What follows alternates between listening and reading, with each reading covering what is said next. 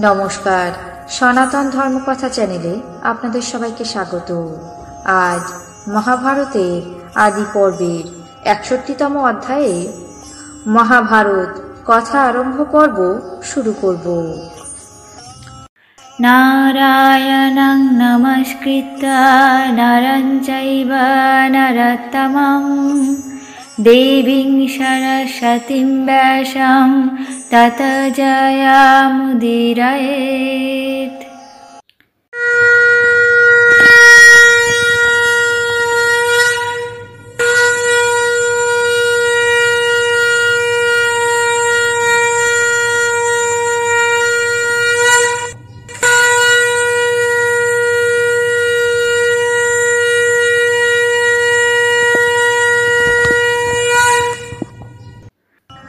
ঋষি বৈশম্পায়ন প্রথমে কায়মনোবাক্যে গুরুর চরণে প্রণিপাত করে ব্রাহ্মণগণ এবং অন্যান্য বিদ্বদ্গণকে প্রণাম করলেন।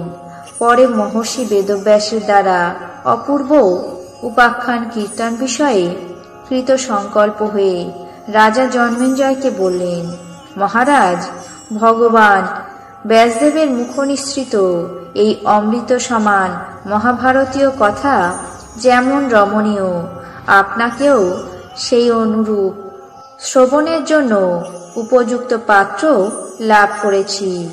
অতএব ভারত কথনে আমার অন্তঃকরণ অত্যন্ত উৎসাহিত হচ্ছে।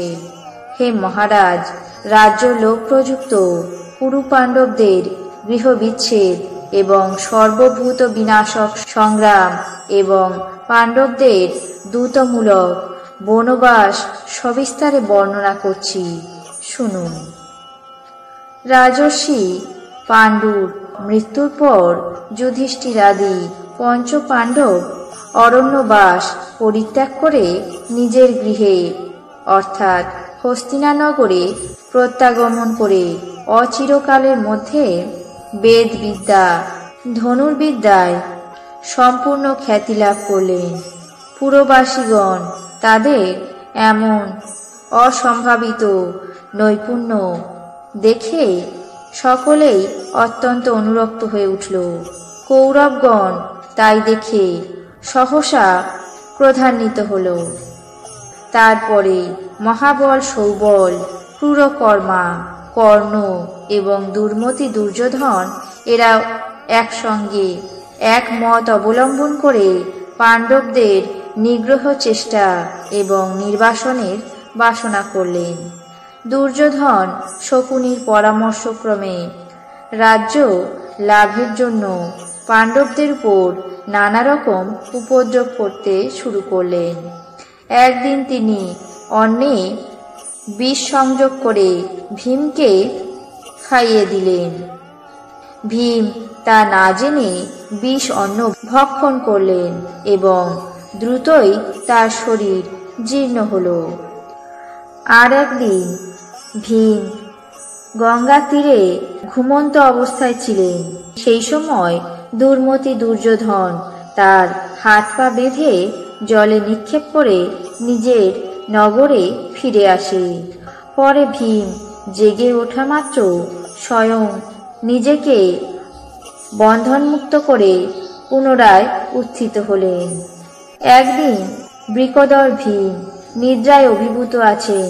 এমন সময় দুর্যোধন এক ভয়ঙ্কর কাল সাপ দিয়ে তার সর্বাঙ্গ দংশন করান। তাতেও তার প্রাণ বিয়োগ হল না।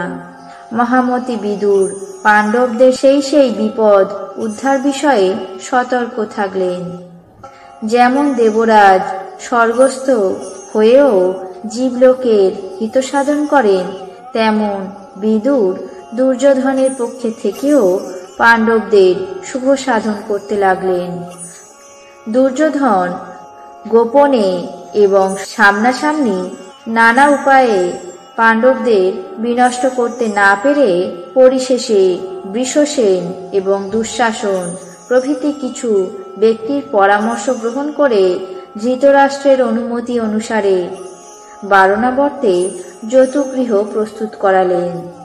তারপরে পুত্রবৎসল রাজা ধৃতরাষ্ট্র রাজ্যভোগের লোভ সংবরণ করতে না পেরে পাণ্ডবদেরকে নির্বাসিত করলেন। পাণ্ডবগণ মায়ের সঙ্গে হস্তিনাপুর পরিত্যাগ করে বারণাবর্তে প্রস্থান করলেন। পরে মহারাজ ধৃতরাষ্ট্র পাণ্ডবদেরকে যতুগৃহবাসের আদেশ দিলেন। তারা 1 বৎসর সেখানে নির্বিঘ্নে বাস করে শেষে বিদুরের পরামর্শ অনুযায়ী এক সুড়ঙ্গ নির্মাণ করলেন। পরে সেই যতুগৃহে অগ্নি প্রদান করে এবং দুর্যোধনের মন্ত্রী পুরোচনকে দগ্ধ করে অত্যন্ত শঙ্কিত মনে রাত্রে মায়ের সঙ্গে অরণ্যে প্রস্থান করলেন। প্রস্থানের সময় পথের মধ্যে বিকট আকৃতি হিড়িম্ব রাক্ষসকে দেখতে পেলেন।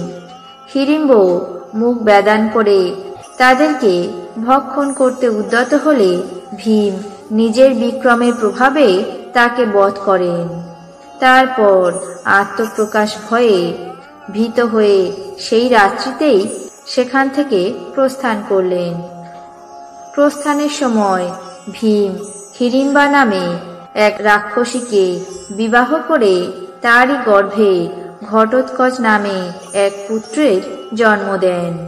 পরে পাণ্ডবেরা ব্রহ্মচারী বেশে একচক্রা নগরীতে এক ব্রাহ্মণের আবাসে উপনীত হয়ে বেদ অধ্যয়নে মনোনিবেশ করে কিছুকাল অতিবাহিত করেন। একদিন মহাবল মহাবাহু ভীম নিজের বাহুবলে ক্ষুধার্ত বক নামক রাক্ষসকে বধ করে একচক্রা নগরে উপদ্রব নিবারণ করলেন। তারপরে পাণ্ডবেরা দ্রৌপদীর স্বয়ম্বর বৃত্তান্ত শুনে পাঞ্চাল দেশে এসে দ্রৌপদী লাভ করেন এবং সেখানে 1 বৎসর বাস করে পরিশেষে হস্তিনাপুরে ফিরে আসেন।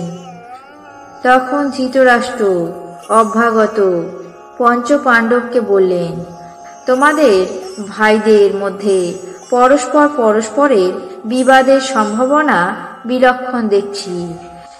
যেহেতু আমি খাণ্ডবপ্রস্থে তোমাদের বাসস্থানের কথা বলেছিলাম, কিন্তু তোমরা তখন সম্মত ছিলে না। অতএব এখন তোমরা কিছু গ্রাম নিয়ে বসবাসের জন্য সেই বিশালাকার জনমানব শূন্য খাণ্ডবপ্রস্থে প্রস্থান করো। পাণ্ডবগণ ধৃতরাষ্ট্রের আদেশ অনুযায়ী বহুমূল্য রত্নরাশি গ্রহণ করে স্বজনগণকে সঙ্গে নিয়ে খাণ্ডবপ্রস্থে গমন করলেন। পরে বাহুবলে অন্যান্য রাজাদেরকে পরাজিত করে 1 বৎসর সেখানে অবস্থান করেন। ধর্মপরায়ণ পাণ্ডবগণ এইভাবে শত্রু দমন করে ক্রমশ অভ্যুদয় লাভ করতে লাগলেন।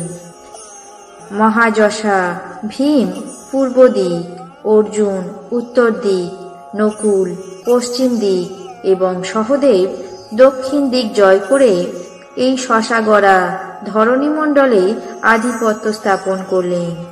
সূর্য এবং সূর্য সমান পঞ্চপাণ্ডব দ্বারা ধরণীমণ্ডল যেন শঠসূর্যে উদ্ভাসিত হল।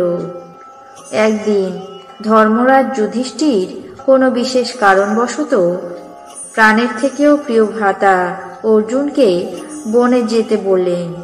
পুরুষশ্রেষ্ঠ অর্জুন তার আজ্ঞা অনুযায়ী বনে প্রবেশ করে 13 মাস সেখানে বাস করলেন। পরে একদিন দ্বারকা নগরীতে গমন করে কৃষ্ণের সঙ্গে সাক্ষাৎ করেন এবং তার সুভদ্রা নাম্নী ভগিনীর সঙ্গে বিবাহ করেন। যেমন শচী ইন্দ্রকে পেয়ে এবং লক্ষ্মী শ্রীহরিকে পেয়ে আহ্লাদিত হয়েছিলেন, সুভদ্রাও তেমনি অর্জুনকে পতিত্বে লাভ করে তেমন আহ্লাদিত হলেন। পরে বাসুদেবের সঙ্গে অর্জুন খাণ্ডব বন দগ্ধ করে ভগবান অগ্নিদেবকে পরিতৃপ্ত করলেন।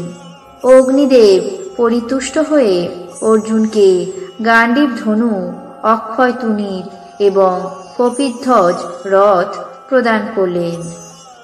অর্জুন সেই সমস্ত বস্তু গ্রহণ করে এবং খাণ্ডব অগ্নি থেকে ময়দানবকে উদ্ধার করলেন।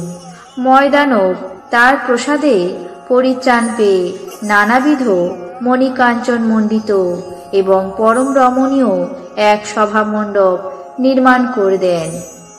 দুর্মতি দুর্যোধন ময়দানব নির্মিত রাজ্যের লোভ সংবরণ করতে না পেরে শকুনির পরামর্শ অনুযায়ী কূটবুদ্ধির দ্বারা পাশা খেলায় যুধিষ্ঠিরকে পরাজিত করে ১২ বর্ষ বনবাস এবং ১ বৎসর অজ্ঞাতবাসের আদেশ দিলেন। ধর্মরাজ যুধিষ্ঠির সেই অনুসারে ১৩ বৎসর অতিবাহিত করে নিজের রাজ্যে প্রত্যাগমন করে নিজের ধনসম্পত্তি প্রার্থনা করলেন। তা না পাওয়াতে তাদেরকে ঘোরতর সমর অগ্নিতে প্রজ্বলিত হতে বাধ্য করলেন। পরিশেষে তারা বিপুল পরাক্রম প্রকাশ করে দুর্যোধনের প্রাণ সংহার করে পুনরায় নিজের রাজ্য সম্পত্তি সমস্তই অধিকার করেন। হে মহারাজ, উভয় পক্ষে যেমন আত্মবিচ্ছেদ এবং সংগ্রাম উপস্থিত হয়েছিল তা আমি সংক্ষেপে বললাম।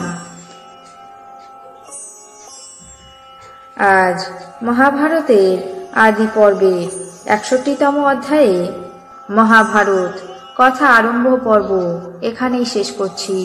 বাকি অংশ আগামী পর্বে পাঠ করে শোনাবো। আপনাদের কেমন লাগছে তা অবশ্যই কমেন্ট বক্সে জানাবেন। চ্যানেলটিকে সাবস্ক্রাইব করবেন, লাইক করবেন, শেয়ার করবেন। ধন্যবাদ।